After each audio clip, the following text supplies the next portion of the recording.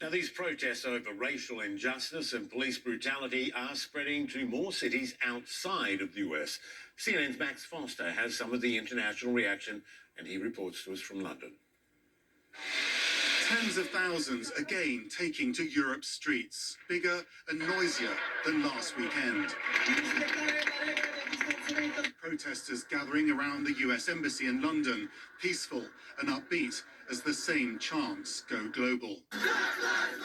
Sparked by protests in the United States, demonstrators have come together across the continent to call for change. The killing of George Floyd sparking a global movement against racism.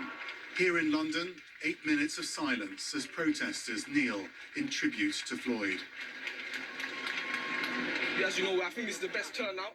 It's a nice thing to see. We've seen no police action. Unlike yesterday, where horses were running through, gas canisters were thrown. I think it's a lot better atmosphere. As you got that police officer there, he's interacting with everyone. This is not a trend. This is not a hashtag. We're not here for a fashion. We're here to change something. Racism cannot be tolerated in our culture, in our society. We need to change this. The way that the media is trying to portray it is that people are being angry, people are fighting.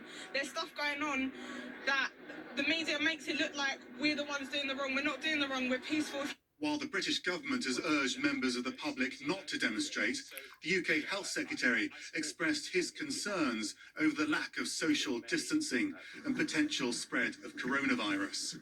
Protesters have come out in full force, but many of them wearing masks to limit the spread of the deadly virus. More positive, sort of upbeat tone, really, to the protests in London today, and buoyed by the fact that more protests are spreading around the UK from here in London. A striking scene in the city of Bristol, where protesters pulled down a statue of the 17th century slave trader Edward Colston.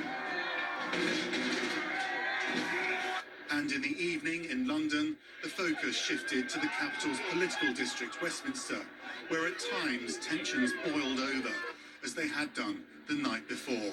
A sense of fervour which has spread not only across the UK, but all over the globe.